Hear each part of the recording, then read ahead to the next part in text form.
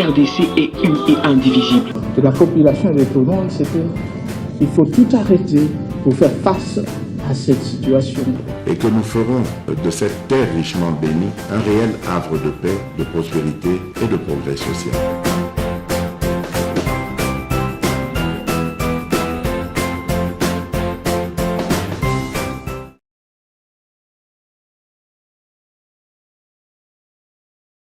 Passage dans la capitale. Pour en parler, nous sommes avec vous, Monsieur Lévi Kamitatou, bonjour. Bonjour. Vous êtes son porte-parole. Le décor est planté. Que faites-vous à Kinshasa ? Eh bien, à Kinshasa, nous implantons Ensemble pour la République, qui est le parti de Moïse Katumbi, et il se fait que précisément, comme vous venez de le dire, Moïse Katumbi est à Kinshasa, il est dans l'ouest du pays. En campagne, non pas campagne électorale, il est en campagne, mais tout le monde est en campagne permanente quand on fait de la politique. Ça veut dire qu'il implante son parti, les structures de son parti, des organes spécialisés, et donc il va sillonner tout l'ouest du Congo, et nous souhaiterions même qu'il s'installe à Kinshasa, parce que finalement c'est la capitale, c'est le lieu où se déroule l'action politique par rapport aux institutions, mais jusqu'à présent c'est effectivement à Lubumbashi qu'il est resté. Il a sillonné, pour remercier les populations de l'est du pays, il a sillonné le Grand Katanga, le Grand Kivu, la Grande Orientale. Maintenant il va sillonner le Grand Ouest, l'Équateur, le Grand Bandundu et le Congo central. Un peu tard, à 6 mois, 7 mois, 8 mois de l'élection, pour arriver dans la capitale ? Non, ce n'est pas tard. Bon, c'est pas la première fois qu'il vient dans la capitale. Il y est venu pour la messe papale, il y est venu récemment. Passage, en transit. De passage, mais non, ce n'est absolument pas tard. Moïse Katumbi appartient à tous les Congolais, et pas uniquement à une catégorie qui serait dans la capitale. Mais c'est important d'être dans la capitale, on le reconnaît, et c'est la raison pour laquelle, eh bien, il va s'y installer quelque temps. En quoi consiste cette campagne ? En la marche du 13 mai, puis repartir, ou en la marche du 13 mai aussi, et puis rester plus longuement, rencontrer les Kinois, vivre au milieu d'eux ? Rencontrer les Kinois, vivre au milieu d'eux, les écouter, pas que les Kinois, j'ai dit aussi le Grand Bandundu, le Congo central, le Grand Équateur. On ne peut se faire une réelle opinion, une offre politique qu'en ayant écouté toutes les Congolaises et tous les Congolais. En 2016, Moïse Katumbi avait déjà son offre politique, il y avait travaillé.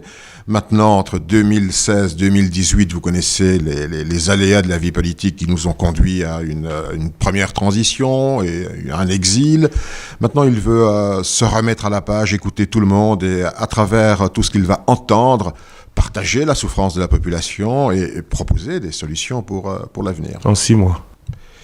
Que ce soit en 6 mois, il y en a qui en 5 ans ne le font pas, et il y en a qui en 6 mois sont beaucoup plus efficaces. En 6 mois, il pourra tout.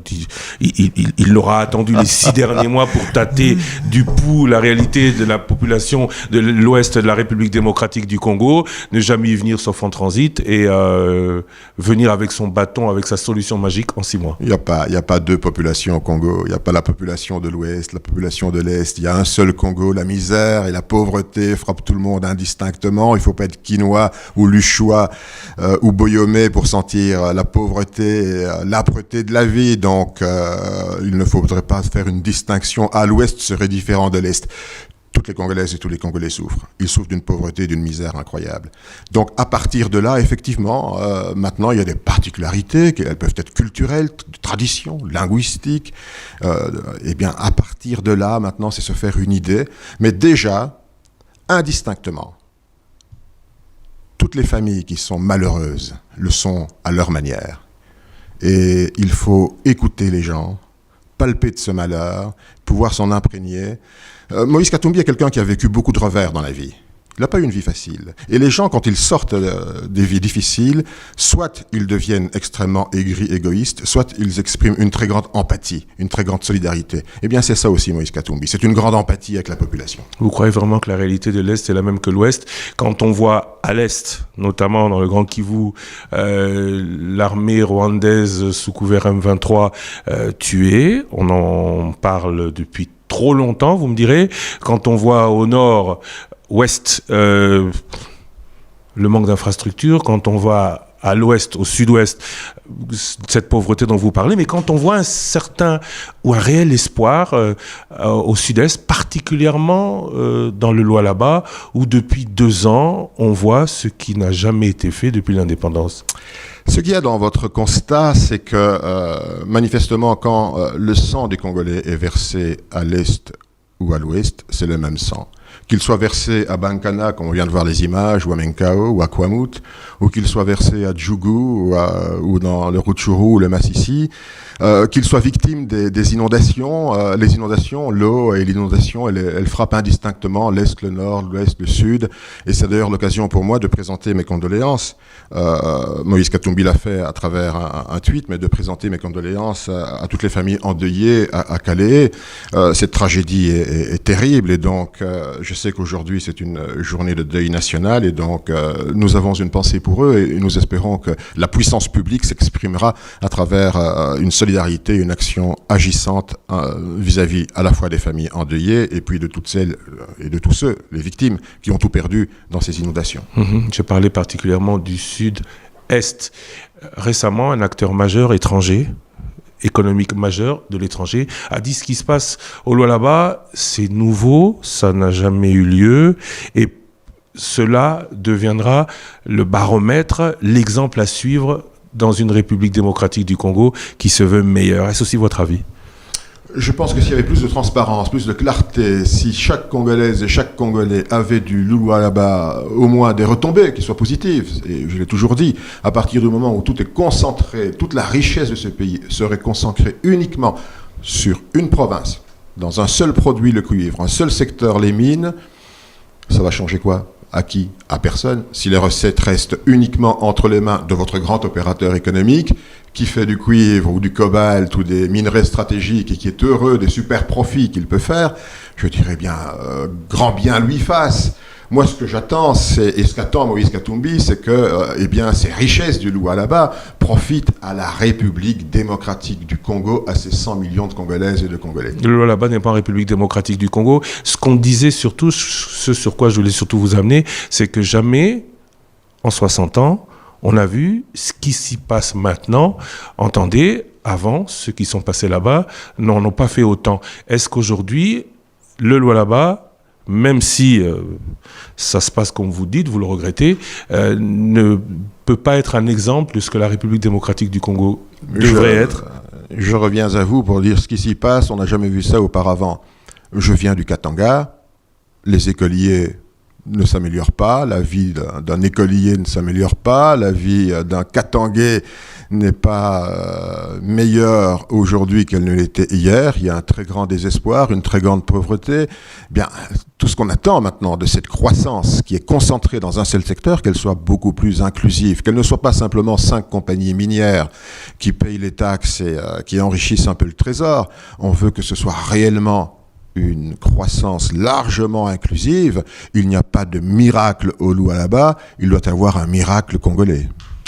Olivier Kamitatou, l'opposition à Tshisekedi, est-ce vous, Fayulu ou Kabila ? L'opposition à Tshisekedi, c'est d'abord des gens qui partagent une même valeur, celle de la démocratie. Si nous sommes en démocratie, en liberté, vous pouvez voter librement Tshisekedi. Nous disons simplement qu'on ne peut pas confisquer au peuple souverain le droit de choisir ses dirigeants. Qu'il s'appelle Tshisekedi, Matata, Kabila, Fayulu, tout ce qu'on demande, c'est qu'il n'y ait pas de hold-up électoral. C'est que chaque Congolaise et chaque Congolais puisse voter librement le candidat de son choix. Ce qui n'est pas le cas pour l'instant, puisque manifestement, depuis 2 ans, le processus électoral a été pris en otage par un seul homme et sa famille politique. Donc, ça veut dire que ce qui rassemble Monsieur Fayulu, Monsieur Matata, Monsieur Sesanga, Monsieur Moïse Katumbi, ce qui les rassemble aujourd'hui, c'est de donner la chance aux Congolais de choisir librement le meilleur qu'ils considéreront comme celui qui est capable de redresser ce pays. Accessoirement, pour la petite histoire, Matata était avec Kabila, Fayulu récemment marchait avec le FCC. Vous pouvez vous dire aujourd'hui que toute cette opposition, toutes ces oppositions reposent sur les mêmes valeurs ? Non. Certainement pas. Parce que vous parlez des mêmes valeurs. Je suis un libéral. Monsieur Kabila, son parti, le PPRD, ou Monsieur Tshisekedi, ils sont dans l'international socialiste. Ils ont peut-être les mêmes valeurs en termes de gouvernance. Je ne les partage pas du tout.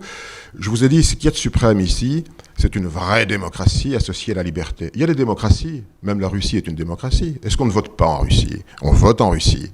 Nous, on ne veut pas un vote russe à Kinshasa et dans la République démocratique du Congo. On veut un vote qui soit libre, crédible, transparent, inclusif, dont les résultats seront opposables à tout le monde. C'est ça que nous voulons. Cette valeur-là, tous ceux qui la partagent doivent se reconnaître et se dire non à un nouveau hold-up, à un nouveau braquage électoral. Donc vous ne faites opposition aujourd'hui à Félix Tshisekedi que sur le fait que les élections qui s'annoncent ne seront, selon vous, pas transparentes et crédibles. À ce stade, nous faisons tous front commun pour que nous ayons des élections transparentes, crédibles, inclusives, dont les résultats seront opposables à tout le monde. C'est à cette étape de la vie politique que nous sommes aujourd'hui. C'est le seul point commun qui est entre vous, mais est-ce que c'est le seul point d'opposition que vous avez au régime actuel? En commun, nous partageons ce premier point qui est de dire nous voulons des élections crédibles. Le peuple y a droit. C'est le seul point. C'est le seul point. C'est le plus important. Ce n'est pas le seul. Nous partageons certainement d'autres idées. Nous avons des offres politiques. Chacune diffère l'une de l'autre. Il y a un mouvement qui est plus libéral, plus chrétien-démocrate, plus socialiste, plus communiste.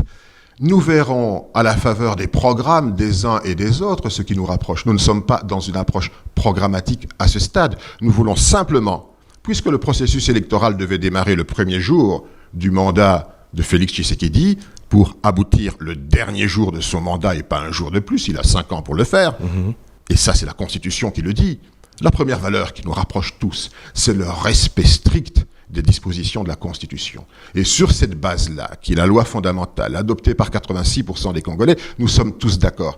À partir de là, on peut bâtir tous les projets et les programmes communs, on peut même définir un candidat commun, mais aujourd'hui, qu'est-ce qui est menacé? La liberté des Congolaises et des Congolais, leur liberté de choix d'abord. Qu'est-ce qui est menacé? Le respect de leur Constitution. C'est ça la vraie menace aujourd'hui. Et face à cette menace, nous faisons bloc. On parlait des mêmes valeurs. Vous dites qu'à ce stade, ce n'est uniquement qu'un front pour la tenue d'élections transparentes et crédibles. Mais ce programme, il en est question, ce programme, il est possible. Il n'est pas inutile de penser ou impossible de croire que demain, il y aura, comme à Genève, un candidat commun entre Martin Fayulu, Délice Sanga, Moïse Katumbi, Augustin Matata et peut-être Joseph Kabila. Eh bien, pourquoi pas? Pourquoi pas? Vous feriez front avec celui que vous accusez d'avoir volé la précédente élection? Ce n'est pas ce que j'ai dit.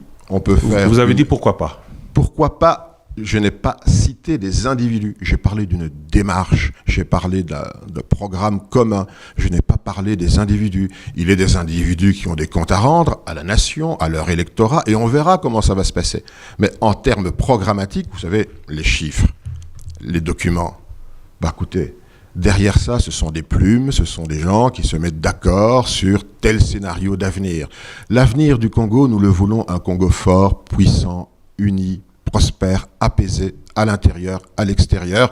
Ceux qui sont d'accord avec cette vision partagée du Congo, nous allons discuter avec eux. C'est ce que disent tout le monde, un Congo plus beau qu'avant. Je reviens sur les mêmes valeurs. Ce n'est pas forcément le cas aujourd'hui. Mais je reviens sur les mêmes valeurs. Toutes les personnes que j'ai citées aurait aujourd'hui, du fait de ce front commun anti-Tshisekedi, les mêmes valeurs? Non, ce n'est pas ce que j'ai dit. Ne me faites pas aller là où je n'ai pas dit. J'ai dit nous avons un front commun pour défendre notre Constitution. Mais il est possible qu'à terme... Pour défendre, 8 points ont été rédigés dans une déclaration commune. On respecte la Constitution. On veut qu'il y ait une CENI indépendante. Aujourd'hui, cette CENI a été totalement prise en otage par une famille politique. La Cour constitutionnelle, ses magistrats ont été désignés en violation de la Constitution. La loi électorale, les dispositions qui ont été prises n'ont pas été respectées. Ce que nous voulions, une vraie loi électorale qui nous permette d'avoir une vraie démocratie, de vraies élections, ça n'a pas été respecté. On veut un enrôlement, un audit de ce fichier qui soit un audit externe, impartial et non pas une fabrication locale à la dernière minute, à la va-vite. La francophonie vient récemment de dire, vous l'avez Donc, dit à la va-vite, que ce n'était pas points, possible. Mais si cet audit il y a... Si cet audit il y a... Non, tous ces points, oui. Je reviens à tout ce que vous me dites. Oui. Tous ces points sont extrêmement importants. Ils sont importants aujourd'hui parce que nous préparons l'avenir. Et l'avenir doit être meilleur après des élections apaisées, des élections dont les résultats seront opposable à tout le monde. C'est assez suffisant pour créer un bloc et se dire qu'il y a un vrai travail. Et nous disons à toutes les Congolaises et à tous les Congolais, vous voulez des élections ? De vraies élections ? Vous voulez que votre voix soit écoutée, que votre bulletin dans l'urne qui soit déposé, qui sera déposé, puisse compter ? Si votre voix doit compter, ce n'est pas le processus actuel. Il faut se lever, il faut réagir, il ne faut pas rester à la maison. Ceux qui veulent rester à la maison, qui ont déjà capitulé, qui se disent que cela ne sert à rien, nous disons non. Il y a assez de désespoir que pour se laisser aller au découragement, certes, mais demain, nous devons nous lever tous ensemble et pour dire non. Non à un processus qui serait un nouvel hold-up électoral. Auraient-ils tous capitulé ou ne seraient-ils pas dans la même dynamique que vous, puisqu'on sait que demain, après ces élections, que le président élu soit Fayulu, Matata, Katumbi, Sesanga, Kabila ou Tshisekedi, le gouvernement sera, et tout le monde l'a vu lors des précédents scrutins, d'union nationale, où les uns se retrouveront avec les autres à partager un pouvoir pour lequel ils auraient fait se déchirer le peuple hier. Je n'ai pas une boule de cristal pour dire que demain il y aura un gouvernement d'union nationale. Ce que je veux dire simplement aux Congolaises et aux Congolais, s'ils sont contents de leur sort, s'ils considèrent qu'il n'y a pas meilleure vie que ce qu'ils vivent, le 13 au matin, c'est un week-end, peuvent rester dans leur lit calmement. S'ils considèrent qu'il y a des points sur lesquels on doit revendiquer, on doit se faire entendre, on doit être écouté, parce que c'est la force du peuple aujourd'hui qu'on doit opposer à un gouvernement d'autistes, refermé sur lui-même. Si les Congolaises et les Congolais à Kinshasa se disent le 13, nous devons marcher pour nous faire entendre. Trop d'insécurité. Encore cette nuit, il y a 2 nuits, au Maniema, des jeunes gens se font tuer par balle. Simplement parce qu'ils ont considéré qu'il était important pour eux de se défendre, parce qu'ils ont été abandonnés par l'État à Kindu, abandonnés totalement. Tous les soirs, il y avait de la violence dans les maisons, exercée par des hommes en uniforme. Quand les jeunes gens décident de s'organiser pour dire non, ils s'organisent effectivement quartier par quartier. Un gouverneur intérimaire leur dit non, vous ne pouvez pas vous organiser. Eux se prennent en charge, ces jeunes. Et en réponse, on vient les tuer. Là, quand l'État est défaillant partout, ceux qui pensent qu'ils peuvent s'en accommoder, qu'ils restent dans leur lit le 13. Mais ceux qui pensent que leur devoir, c'est de se lever et se dire non, je suis un citoyen, j'ai droit à la protection de l'État. L'État doit me protéger dans ma vie physique. L'État doit me donner un minimum en termes de soins de santé. L'État doit aussi donner un minimum sur l'éducation de mes enfants, ce qu'il ne fait pas aujourd'hui. Quels que soient les grands chiffres que présentent des ministres, aujourd'hui, l'État a abandonné les Congolaises et les Congolais à leur sort.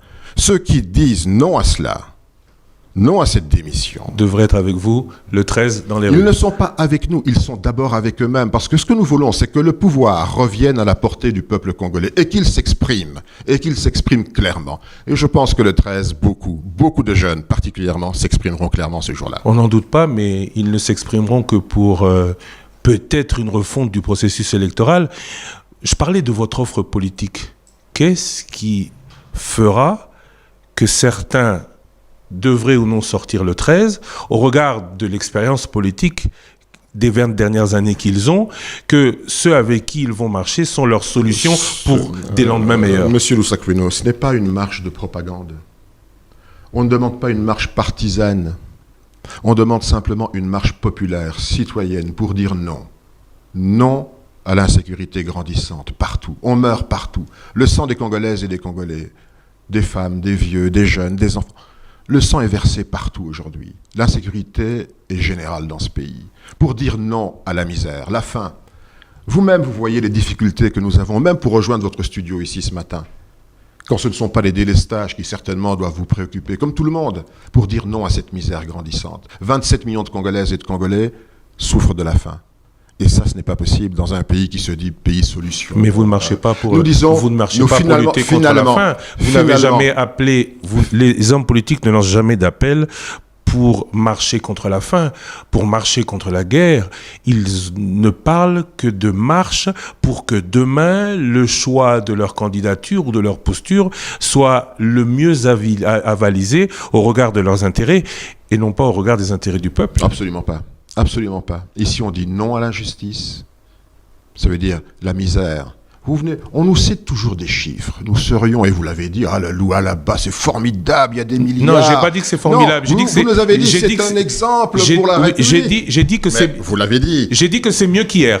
Et quand je parle d'hier, je parle des 62 dernières années où certains ont été exposés ou montrés alors qu'ils étaient. On va le citer. Moi, j'ai pas l'habitude de marcher en dehors du pot. Je mets les pieds dans le pot. Où on a cité Moïse, la bonne gouvernance de Moïse Katumbi, à Kolwezi, on dit aujourd'hui que cela démarre que depuis 2 ans. Alors aujourd'hui, ma question est de cette offre politique, de cette marche pour de bonnes élections. Pourquoi certains devraient vous suivre puisque demain, ils ne sont pas sûrs que ceux avec qui ils vont marcher seront meilleurs que ceux qu'ils ont aujourd'hui à la tête du pays. Ils ne marchent pas pour des gens, ils marchent pour eux-mêmes. Mais je reviens au Katanga parce que vous êtes en train d'insinuer quelque chose qui me déplaît forcément, c'est que vous avez fait un sondage. Non, je n'ai pas fait un... À quel titre vous commencez à dire à vos auditeurs que ça va mieux aujourd'hui qu'à l'époque de Katumbi? Je n'ai pas fait un sondage. Ce que j'ai dit, c'est que Kolwezi, tout le monde connaît. Tout le monde sait que depuis des années, Kolwezi et le Lualaba est la province qui nourrit plus que beaucoup d'autres, cette République démocratique du Congo. Mais de cette prospérité, de ces infrastructures, pendant les 60 dernières années, les Lualabés ne les ont pas vus. Et aujourd'hui, même si ce n'est qu'un début, aujourd'hui, à l'international, tout le monde dit que les infrastructures... Monsieur Lusakwe, il ne faut pas dire à vos auditeurs, j'ai le sentiment, on m'a dit que... Non, il faut parler chiffres, il faut parler budget, il faut parler infrastructure. Je veux savoir... Entre Kolwezi et Dilolo, aujourd'hui, un camion met combien de semaines? À l'époque de Moïse Katumbi, ce camion mettait une journée. Vous parlez des routes nationales? Des routes nationales, simplement des routes nationales. Parce que finalement, les routes connectent le Congo. Qui relèvent routes nationales qui relèvent du gouvernement central. Peu importe, si il y a effectivement un petit miracle à Kolwezi aujourd'hui, on voit des infrastructures apparaître. Quelle sorte d'infrastructures? Au service de la population? Parce qu'on a construit un bâtiment public, on va faire un aéroport, c'est au service des millions de Katangais qui vivent au Lualaba. Ces insinuations me font croire qu'il y a une forme d'engagement à dire que non, aujourd'hui ce serait beaucoup mieux qu'hier. Je vous mets au défi, nous ferons un sondage sur tous les Katangais pour dire s'ils vivent mieux aujourd'hui qu'ils ne vivaient hier. Moïse Katumbi, quand il trouve la situation katangaise, c'est une situation tragique par rapport aux recettes du Katanga. Il va les monter de manière exponentielle. Le premier indicateur, c'est la manière dont Moïse Katumbi est accueilli partout au Katanga.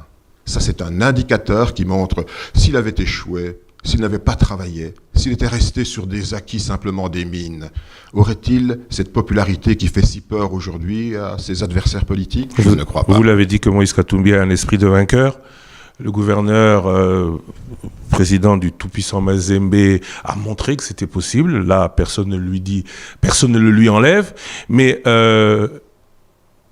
de cette offre politique que les Congolais attendent pour des lendemains meilleurs, au-delà de cette marche pour de bonnes élections, qu'est-ce qu'ils doivent attendre de plus d'un Moïse Katumbi? Certes, on va dire, quelque part vierge politiquement au niveau national, quand on le voit avec d'autres beaucoup moins vierges et qui, pour certains, je ne parle pas de Martin Fayoulou, sont considérés comme l'allié de celui que vous avez combattu de nombreuses années.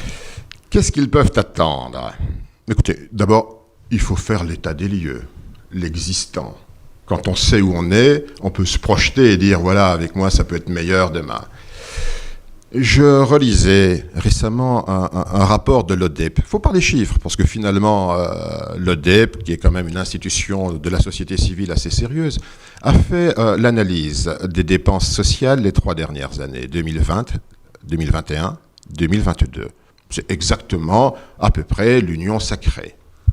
En termes de santé, sur ces 3 années, en termes de dépenses de santé, sur les 3 exercices budgétaires, 2 milliards de dollars avaient été inscrits au budget sur les 3 exercices. 2 milliards de dollars de ressources propres, hein, je ne parle pas des ressources extérieures. L'exécution de ces dépenses en termes de santé a été de 1 milliard 115 millions de dollars américains. En 3 ans, on a dépensé, le gouvernement a dépensé 1 milliard 115 millions de dollars pour 100 millions de Congolais. C'est ça les dépenses de la santé aujourd'hui. Ça veut dire, laissez-moi terminer, ça veut dire que sur 1 milliard en 3 ans, c'est 10 dollars par Congolais. Ça veut dire que l'État congolais a dépensé pour chaque citoyenne, chaque citoyen de ce pays, 3 dollars par an. Vous pensez que Moïse Katumbi pourrait laisser ce niveau de recettes dans ce pays? Il l'a déjà. Ma question, monsieur Olivier Kamitatou, n'est pas de ce que font les autres, nous le voyons, de ce que vous feriez, vous. Vous m'avez demandé quelle était mon offre politique. Je vous ai dit, avant de parler d'une offre politique, faisons un état des lieux. Là, je fais l'état des lieux de la santé.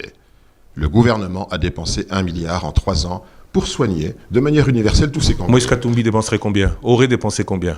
Je parle maintenant de l'éducation. Non, pardon. Sur l'éducation, en termes de santé, non, parce qu'on parle de votre offre politique, on n'a malheureusement pas beaucoup de temps.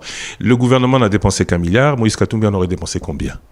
C'est ça la question. C'est ça l'offre politique. C'est ce pourquoi nous vous suivons et nous vous scrutons. Nous allons chiffrer précisément et l'annoncer à la population. Par rapport précisément à ce miracle de Lualaba, à ce miracle qu'on attend des blocs pétroliers que M. Moudimbo va vendre, aux autres miracles qu'on attend de notre pays comme solution en termes d'environnement. Tout ça ensemble, nous allons faire un vrai chiffrage, mais nous allons l'annoncer et le faire valider. Donc à ce stade, vous ne pouvez que critiquer ce que les autres font, vous n'avez pas d'offre politique chiffrée à donner. Nous n'avons pas d'offre politique chiffrée à donner. Je serais aujourd'hui incapable de le faire. Mais nous allons dire, pour nous, le capital humain qui est négligé. Parce qu'aujourd'hui, le Congolais, la Congolaise, nous sommes chosifiés par le gouvernement.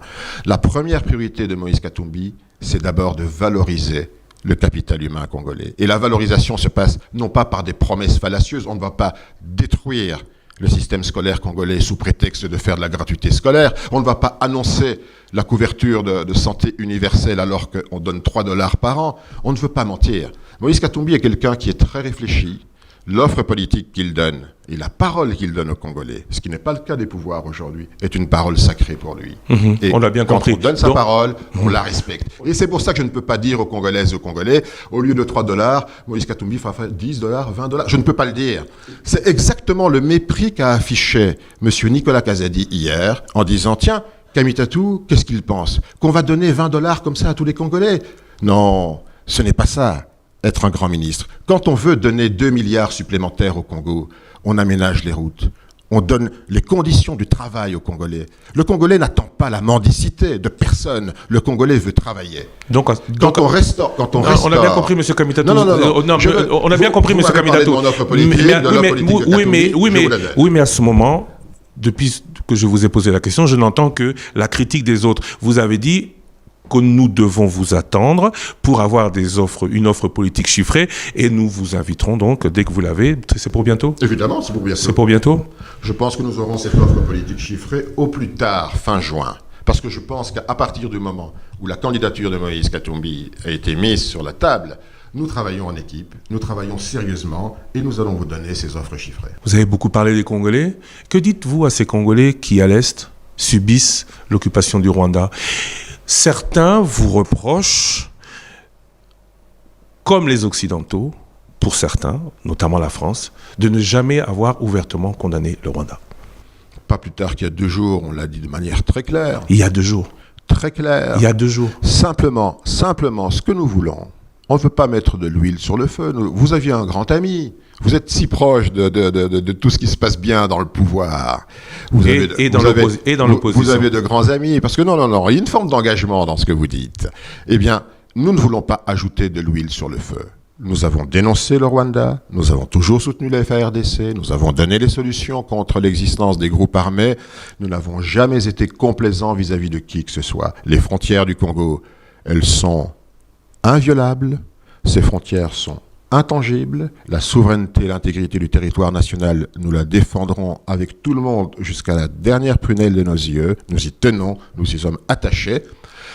Nous avons des voisins, et avec des voisins, on ne les choisit pas, ces voisins. Donc il faut trouver avec eux les voies et moyens de se respecter mutuellement. Avec Katumbi, le respect sera mutuel, et ça, je peux l'engager. Nous avons des voisins, nous n'hésitons jamais. Pour parler de l'engagement du journalisme que je suis, c'est de vous opposer analyse ou critique pour que vous sortiez le fond de votre pensée. Notre voisin, on ne le changera pas, vous le dites. Mais avec ce voisin, on fait quoi? On fait comme ce que disait il y a quelques années Nicolas Sarkozy. Vous étiez à Kinshasa. Nicolas Sarkozy qui dit que cette sous-région des Grands Lacs doit être exploitée par tous, au bénéfice de tous. Je vous dirais, monsieur le Sakweno, qu'avec ce voisin, on ne pleurniche pas. On n'est pas des pleurnichards. On fait une armée, on la constitue, on y alloue les moyens. On restaure la confiance des Congolaises et des Congolais dans leur armée, dans leur police, et on se fait respecter. On ne joue pas de petites relations personnelles, on redonne de la puissance, de la fierté, de la dignité à la République démocratique du Congo. C'est ça qu'on veut pour la République démocratique du Congo. Puisque vous parlez d'offres politiques, parlons de l'offre militaire du candidat Katumbi. S'il est élu demain, en combien de temps il mettra cette armée en place? En combien de temps il boutera les armées étrangères, l'armée étrangère du Rwanda, certains parlent de l'Ouganda aussi, en dehors du territoire de la République démocratique du Congo? En combien de temps? On parle d'offres politiques, on ne parle pas de chiffres, on parle du plan que vous nous énumérez sur cette antenne. En combien de temps cette armée rwandaise sera mise dehors? Une chose est sûre, c'est que tous les voisins du Congo, quels qu'ils soient, dans la communauté internationale, tout le monde sait que Moïse Katumbi est un homme de parole. La solution à nos problèmes de voisinage, quels qu'ils soient, Soudan, Ouganda, Rwanda, Burundi, ne sont pas que des problèmes militaires. Aujourd'hui, le problème militaire prend le dessus. Il y a d'autres moyens de résoudre ces problèmes de sécurité. Lesquels? Qui doivent être combinés à l'action militaire. Et Moïse Katumbi l'a clairement dit, quand il a visité les camps de déplacés, les camps de réfugiés à Bunia, il en a appelé à Félix Tshisekedi. Il lui a écrit, il lui a dit, il est temps, monsieur le président, de mettre beaucoup d'argent, non seulement dans l'armée, mais également dans les infrastructures. Il faut absolument permettre à cette population de retrouver une vie normale. Les paysans doivent retrouver la vie dans les champs, dans leur village, et nous devons redonner maintenant confiance et espoir dans cette population. Ça passe également par des moyens financiers importants qu'il faut mobiliser. Aujourd'hui, toutes les dépenses d'investissement, les grands investissements de Nicolas Kazadi, ces centaines de camions, ces milliers de camions promis, les investissements et l'équipement de l'armée, où sont-ils? On ne les voit pas. Pourquoi j'ai l'impression que vous répondez à quelqu'un d'autre dans cette émission? Je ne réponds pas. Non, parce que précisément, c'est quelqu'un qui est le grand argentier et qui a le chéquier. Oui, mais ma question est la suivante. Aujourd'hui, ma question est la suivante. Je vous dis que dans les mois qui suivront, l'élection de Moïse Katumbi à la magistrature suprême, à la tête de ce pays, le pays sera respecté. La parole commence par le chef de l'État. Moïse Katumbi a une parole. Tous les partenaires de Moïse Katumbi, quels que soient les secteurs dans lesquels Moïse Katumbi a évolué dans sa vie, ils ont au moins une considération, c'est sur la parole de cet homme. Est-ce que la parole suffira pour faire partir ceux qui, depuis plus de 25 ans, œuvrent, massacrent, pillent l'Est de la République démocratique du Congo au profit de puissances internationales qui aujourd'hui sont muettes alors qu'elles font beaucoup de bruit sur l'Ukraine? Vous savez, la parole, c'est pas vis-à-vis d'eux qu'elle est importante. C'est d'abord vis-à-vis des Congolaises et des Congolais. Dès lors qu'on se sentira réellement soutenu, protégé par un État et qu'on pourra se donner amplement à tous les sacrifices possibles. On s'enrôlera massivement dans l'armée? Pas nécessairement. On commencera maintenant à réagir fermement et de manière beaucoup plus ferme, non pas par des cris d'orfraie où on est en train de chanter, de dire que nous allons envahir tel pays, que demain on va les bombarder, etc. Non. On va retrouver confiance d'abord en nous-mêmes Et je pense que nous serons d'abord respectés par tout le monde autour de nous. Au moins 3 mandats pour atteindre ce résultat. Là, vous parlez de changement de mentalité. Là, vous parlez de changement de mentalité. Pour atteindre ce résultat, le changement de mentalité commence par le sommet. Il faut être exemplaire.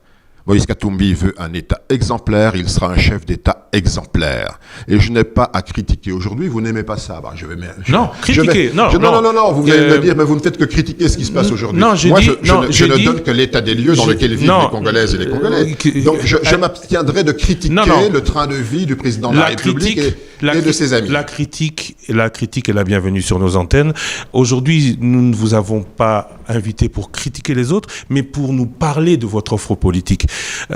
Merci Olivier Kamitatu d'avoir été avec nous. Malheureusement, cette émission a une fin.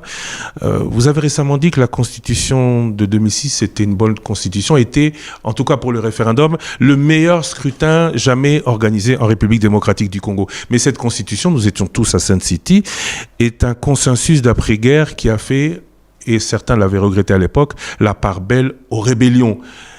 Est-ce qu'aujourd'hui, alors que de nombreux juristes, je ne parle pas de la loi Tchani, je n'ai même pas envie de l'aborder dans cette émission, parlent d'une constitution d'après-guerre qui doit être changée pour se transformer en constitution de développement, est-ce qu'aujourd'hui, l'heure n'est pas venue au changement de cette loi fondamentale? Tout peut être amélioré dans la vie. Rien n'est figé. Rien, absolument rien. Mais cette loi fondamentale est un bien précieux pour tout le monde. Alors, c'est pas quand un pays vit dans une instabilité, dans un chaos qui est généralisé, dans une insécurité qui est grandissante, dans une pauvreté qui ne cesse de gagner, à l'approche d'échéances difficiles qu'il faut remettre en question ce qui nous unit tous aujourd'hui. La Constitution est un des éléments fédérateurs de la République démocratique du Congo. Elle peut certes être améliorée un jour, mais c'est le premier élément fédérateur et donc il n'est pas souhaitable de réouvrir la Constitution aujourd'hui. Ça pourra arriver demain, mais aujourd'hui, ce n'est pas à l'ordre du jour. Je ne voulais pas parler de la loi Tchani, de père et de mère, mais il y a une particularité de cette proposition sur l'irrévocabilité de la nationalité congolaise. Qu'en pensez-vous? Tout ce qui peut permettre aux Congolais de se retrouver, nous y sommes tout à fait favorables. Tout à fait favorables. Tout ce qui peut permettre à toute cette diaspora congolaise de rentrer dans son pays, d'y prospérer et de continuer à grandir. Aujourd'hui, je pense que les Congolaises et les Congolais ont besoin de retrouver de l'espoir, de retrouver cette dignité de se dire Congolais à travers le monde. Si ça peut y concourir, nous n'y sommes pas contre. C'est une partie d'une autre que vous exécrez, mais d'un général dont vous ne voudriez pas qu'on parle. Ma question pour terminer, chantre de la démocratie que vous êtes, est-ce qu'il y a des sujets dont on ne peut pas parler? On peut parler de tous les sujets. Il n'y en a aucun qui est un sujet tabou. Y compris cette proposition? Cette proposition est inconstitutionnelle. À partir du moment où elle est inconstitutionnelle, que voulez-vous qu'on parle? Je viens de dire que notre Constitution, son respect, dès lors qu'on commence à tricher avec la Constitution, elle vous protège. Vous êtes un homme de presse, ça protège la presse. Elle me protège, je suis un homme politique, j'ai des opinions. Elle protège toutes les citoyennes et tous les citoyens. Dès lors qu'un texte est inconstitutionnel, je n'ai pas à en faire le commentaire, je dis simplement c'est inconstitutionnel.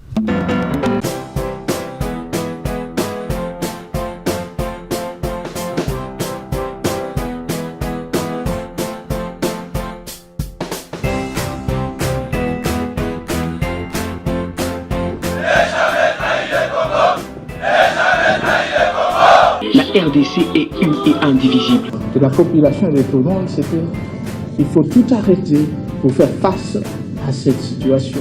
Et que nous ferons de cette terre richement bénie un réel havre de paix, de prospérité et de progrès social.